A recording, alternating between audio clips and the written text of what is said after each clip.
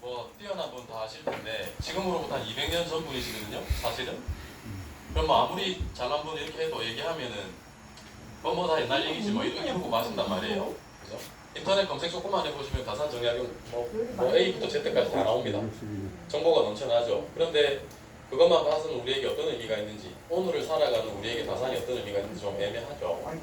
그래서 일단은 옛날 얘기 들려드리는 것처럼 다산 선생이 어떻게 살아오셨는지, 그 다음에 이렇게 유배지라잖아요.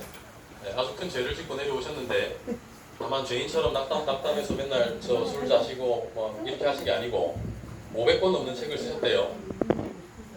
그 학술의 산실, 삶의 공간으로 이 다산을 다시 한번 재조명해보는 것도 좋겠다. 그래서 얘기를 다 듣고 나시면은 지금 내려와 계신 강진이 조금 달리 보이셨으면 좋겠습니다. 속도가 너무 길었습니다. 네, 제목은 그래서 정약용의 생애와 강진이고요. 강의안을 지금 다 나눠드렸는데 화면도 보시면서 편케 강의를 들어주시면 되겠습니다.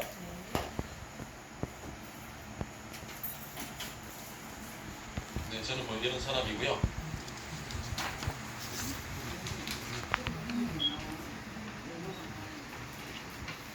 목차는 일단 출생과 성장 잠깐 보고요. 관직생활, 그 다음 그 동시에 드려졌던 탄압의 아문, 죄를 지었으니까 죄가 있겠죠. 그 죄가 천주교랑 관련된 것이었거든요. 좀 설명드리고 그 다음에 유배기에서 어떤 생활을 하셨는지 그런 순으로 하겠습니다. 먼저 출생과 성장인데요. 그럼 지도를 하나를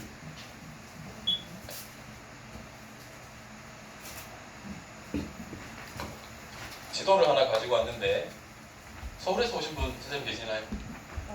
여기 바로 아시겠네요. 그러면 여기 지금 별표가 있잖아요.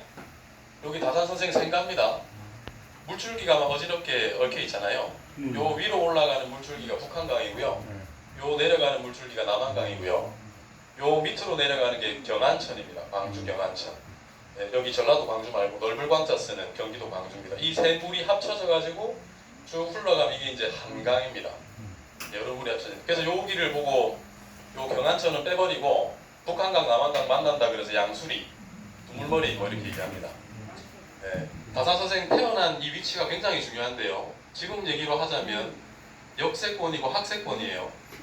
이 물길 따라서 그때 뭐가 있습니까? KTX가 있습니까? 뭐 전철이 있습니까? 그죠? 백길 따라서 서울로 왔다 갔다 하고 인근에 왔다 갔다 하고 위로 가면 강원도, 밑으로 가면 경상북도, 문경까지 갈 수 있는 아주 좋은 위치입니다. 그 다음 역세권을 알겠는데 왜 학세권이냐? 다산 선생이 남인 집안이거든요.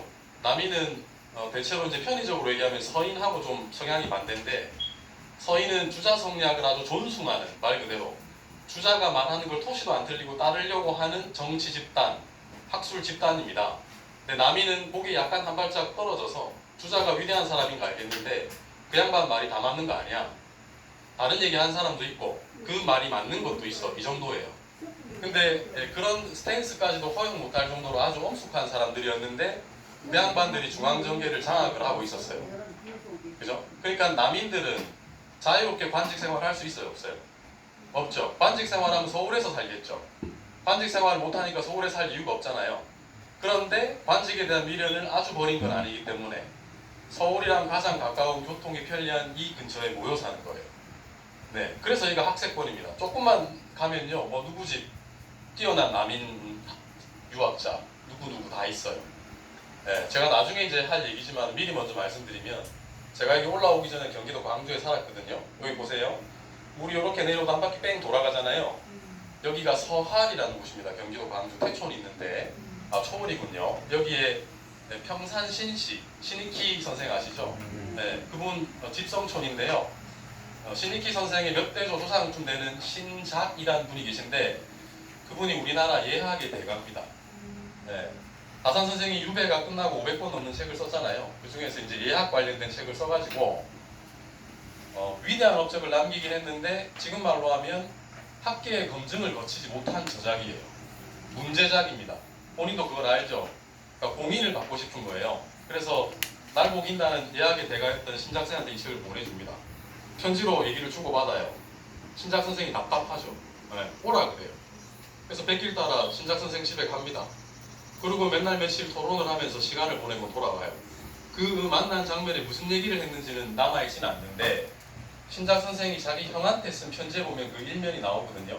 뭐라 그랬냐면 뭐 형님 제가 근래 형님도 들어보셨겠지만 저 남양주의 마제에 정시 일가 3대 천재 중에 한 명인 그 정약용, 물론 이런 말은 안 했지만 뛰어난 그 사람 유배 갔다 돌아와서 책을 보다 답답해가지고 내가 만나서 토론을 했다. 얘기를 나눠보니까 내가 무릎을 몇 번을 쳤는지를 모른다. 여태까지 내가 공부한 게 헛공부한 것 같이 생각이 들 정도다. 이렇게 극찬을 합니다. 그리고 이제 한마디 더 붙이는 게 다만 이 사람이 자기도 이제 환갑 넘었는데 나이 많은 사람한테 말을 좀 함부로 한다. 이렇게 얘기를 해요. 그러니까 이제 아주 치밀하게 자기가 밝혀낸 것들을 말하고 싶으니까 자기도 모르게 이제 감정이 격해져서 생각을 바꾸지 않는 이제 형님한테 말을 좀 이제 언짢게 한 것도 있었나 봅니다. 그래서 이제 다산이 학문을 형성하는데 이 집이 고향이 위치가 굉장히 중요했다는 말씀을 드리고요. 본관은 이제 전라도 나주 뭐 이렇게 됩니다. 아버님도 굉장히 뛰어난 학자 시절 관료셨고요. 안타깝게 저 경상도 진주 있죠? 거기 목사로 가셨다가 거기서 임기 중에 돌아가세요. 그러니까 순직하셨어요. 네. 그다음 이제 아버님 쪽 집안 말씀드렸는데 어머님 쪽 집안도 또 장난 아닙니다. 해남 윤씨시고요. 제가 지금 그림 2개 갖고 왔는데요. 윤동욱 선생님 계시나요? 네, 선생님하고 요 사진하고 어떻습니까? 생김새가. 네, 잘 보셨어요. 네. 제가 이걸 왜 보여드리냐면 이분이 워낙 뛰어난 분이기도 하고 다산 선생이 스스로 평가하기로 나는 외탁했다 이랬어요. 네, 털이 이렇게 많은 것도 그렇고 나는 외탁을 했다 이렇게 말씀을 하셨습니다. 지금 다산 선생 영정은 안 남아있고 지금 다산 선생 영정이라고 그려져 있는 건 다 저 후대에 표준 영정으로 창작한 거거든요. 근데 이건 실제 그림입니다. 심지어 자화상이에요. 자기 자신을 직접 그린 거예요. 이게 누구냐면 공제윤두서입니다. 공제윤두서. 제가 사진을 2개 갖고 왔는데 왼쪽에 여러분들 보시기에 이건 실물로 촬영한 거고요. 오른쪽에 있는 건 엑스레이, X선으로 촬영한 건데요. 왼쪽 거 실물 보면 얼굴만 둥둥 떠 있는 것 같잖아요. 그렇죠? 근데 여기 있는 저 그림 잘 보시면은 네, 이 옷깃 보이시죠? 네, 귀도 다 있어요. 그러니까 처음에는 전신을 다 그린 거였는데 이 양반이 어떤 이유로 이 부분만 남겨놓고 다 오려서 버리고 요거를 그 집안 내도록 그 노구당에 있던 책사에다 끼워놨던 겁니다. 노구당에서 이걸 정리하다가 책장을 이렇게 드르륵 하다가 이게 툭 떨어진 거예요. 전문가들이 와서 봤죠.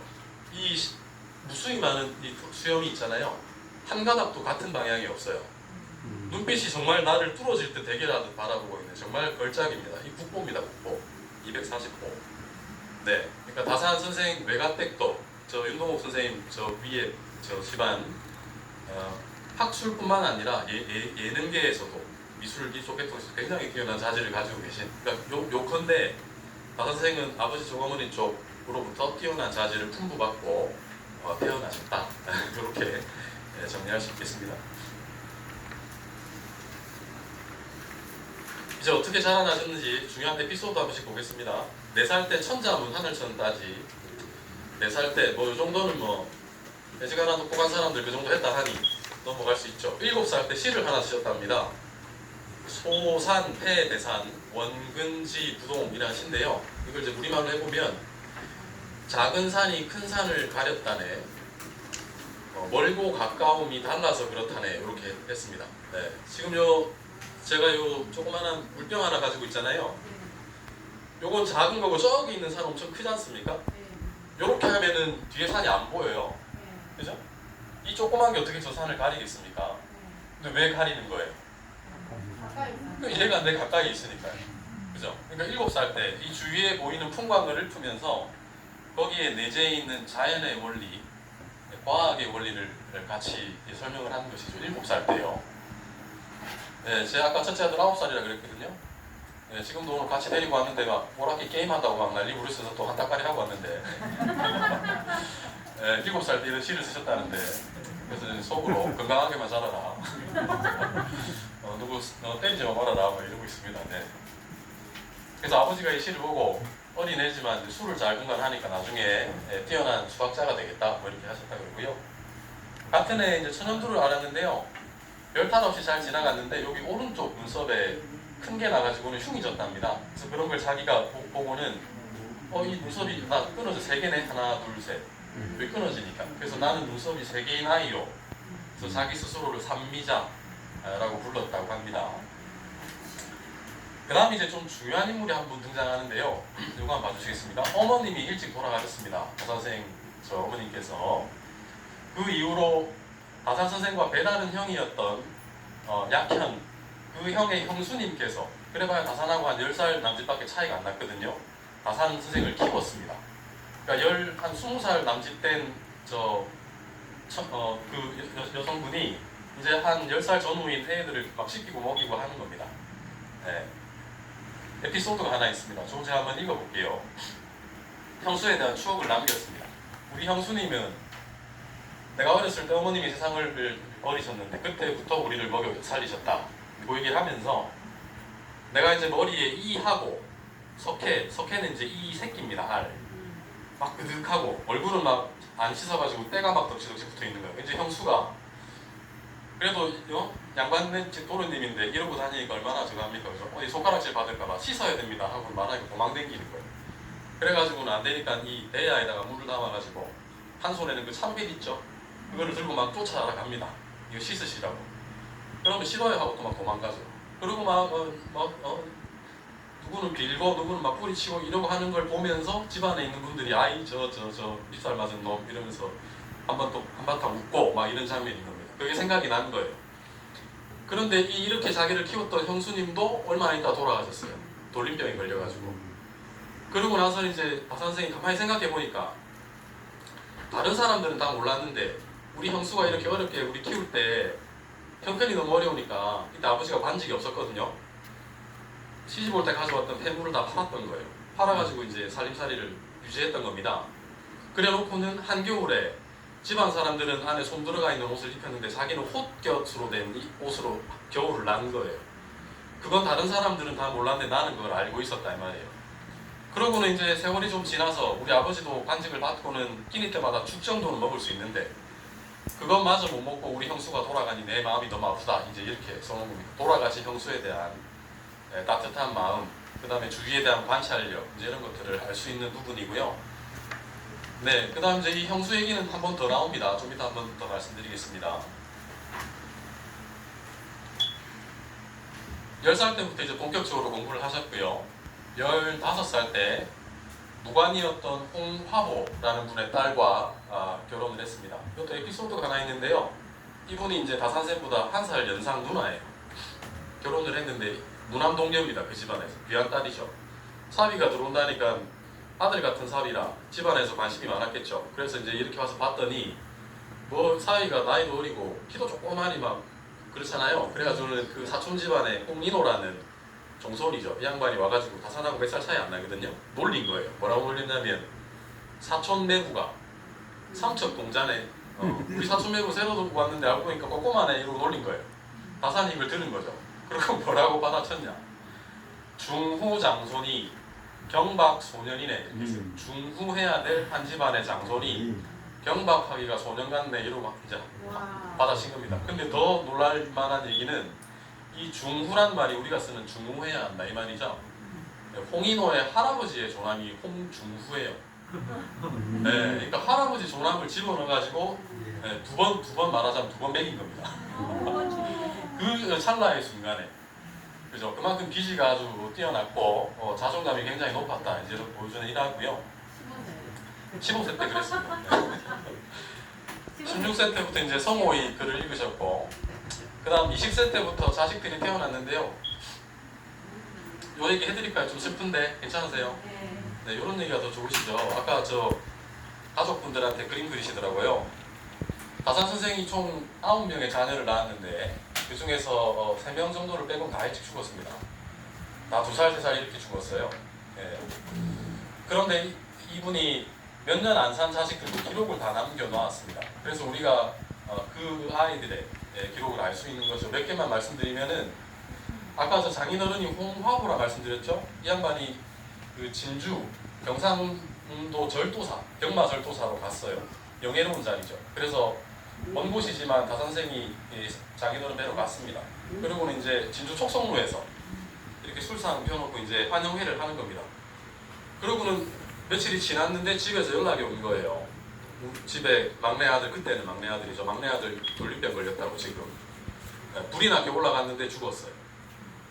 그래가지고 다선생이 너무 마음이 괴로워가지고 기록에 뭐라 남겨놨냐면 우리 이 아들, 내가 인정도 제대로 못했는데 이 아들 가만 따져보니까 내가 진주에 가서 촉성로 위에서 술상 펴놓고 시집고 있을 때 그때 우리 아들은 펄펄 끓는 열에 사경을 헤매고 있었겠구나. 이 아빠란 사람이 이래가 되겠느냐. 이렇게 막 자기를 자책합니다. 또 하나는 좀 이따 나오겠지만 1800년에요. 다선생이 여기 유배에서 강진으로 내려옵니다. 서울에 계신 분 잘 아시겠지만 저 방배동에서 고개 넘어가면 남태령 고개 있죠. 넘어가면 과천 나오고 그 교통지옥 엄청 많이 막히는 거기도 옛날에 교통의 요지였어요. 그래서 강북에서 배 타고 강남 넘어와서 방배동 지나서 거기 남태령 고개 넘어서 쭉 가면 이제 밑으로 내려가는 길입니다. 유배받은 다산이 거길 따라 가는 거예요.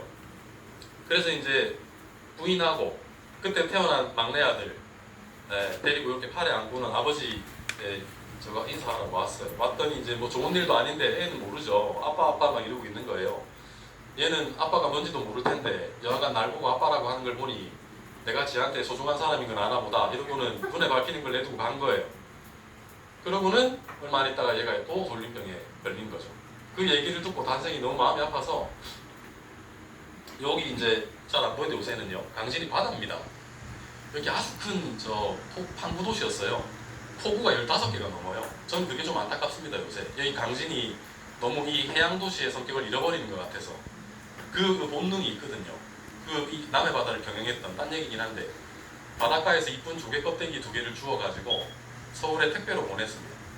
그리고는 집에다가 편지를 써서 우리 막내 아들 동아 장난감 하라고 내가 조개 껍데기 되게 이쁜 걸로 골라서 보냈어 이렇게 했어요. 그래서 엄마가 그 얘기를 듣고 애한테 아빠가 보냈대 이렇게 하니까 애는 이제 그때부터 기다리기 시작하는 겁니다. 그래서 집에 누가 사람만 오면 아저씨 택배 아저씨예요.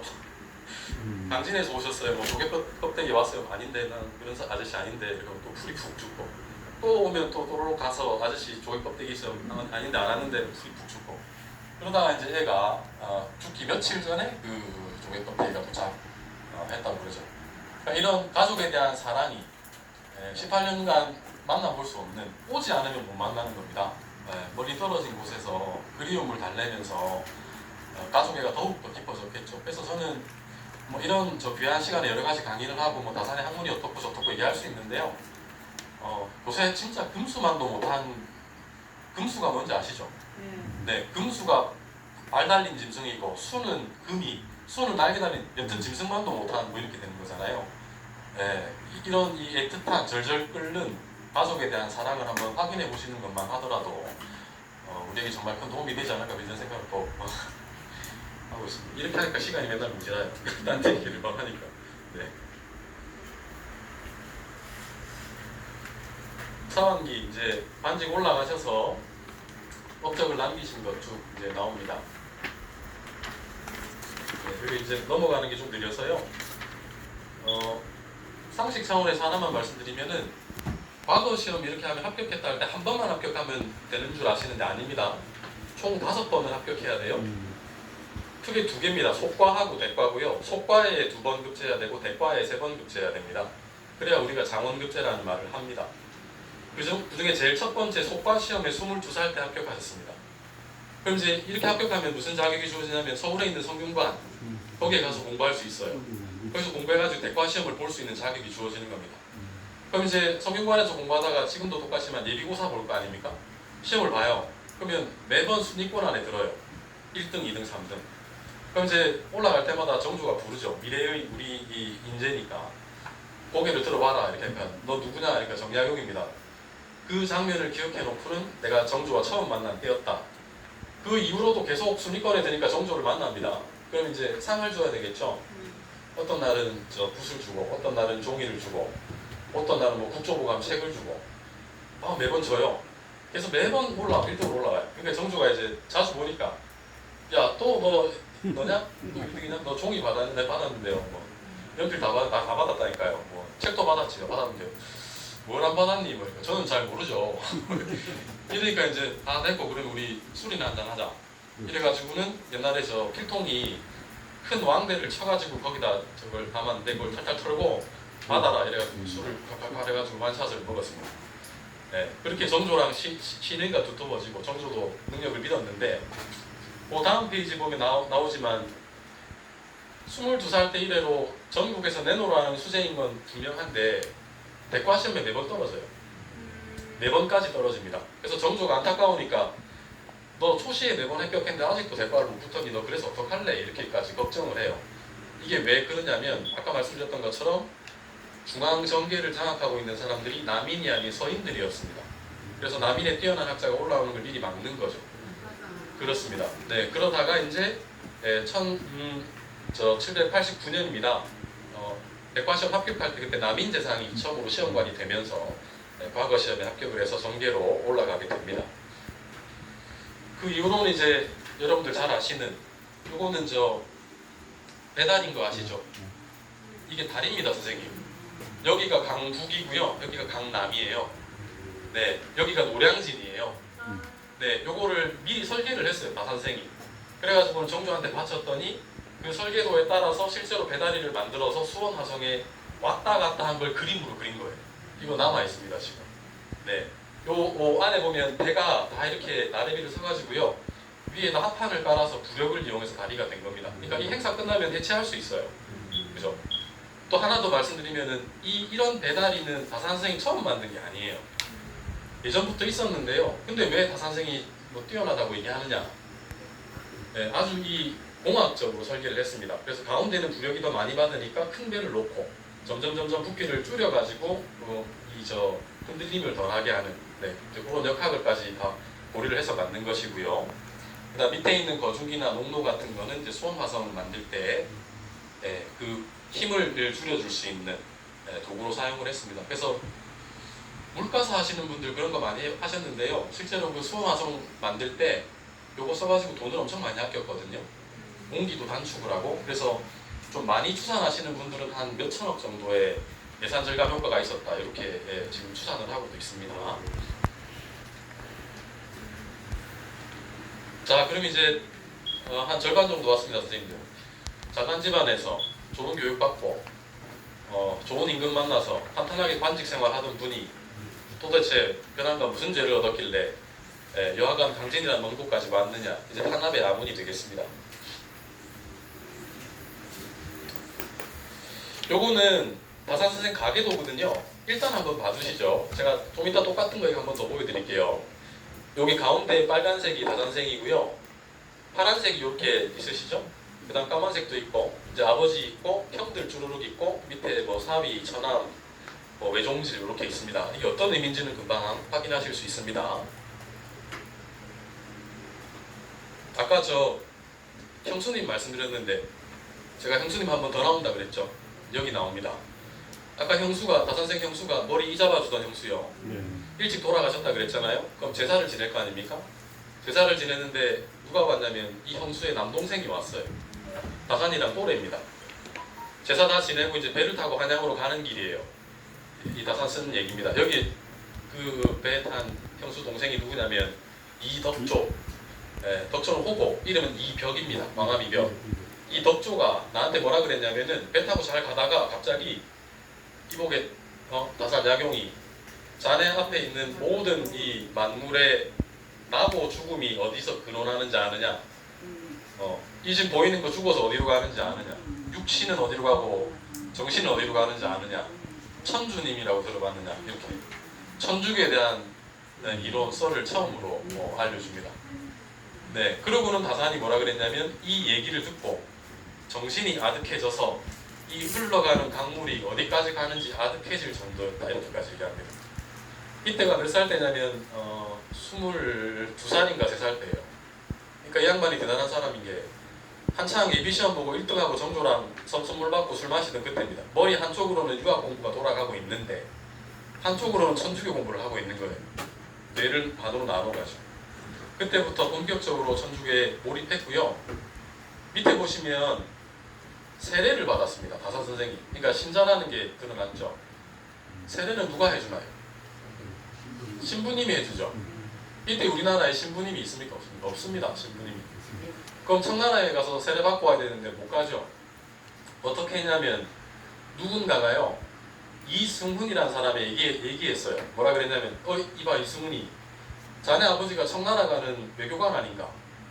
아버지 따라 청나라 가서 몰래 청나라에 와 있는 그 프랑스 신부한테 자네가 세례 받아서 신부 돼서 오면 안 되나? 그래가지고 자네가 와서 세례를 해주면 안 되겠는가 이 얘기를 했어요. 그 말을 한 사람이 누구냐면 광암 이벽이에요. 네, 다산 형수의 동생. 당시 우리나라 천주교회의 최고의 이론가입니다.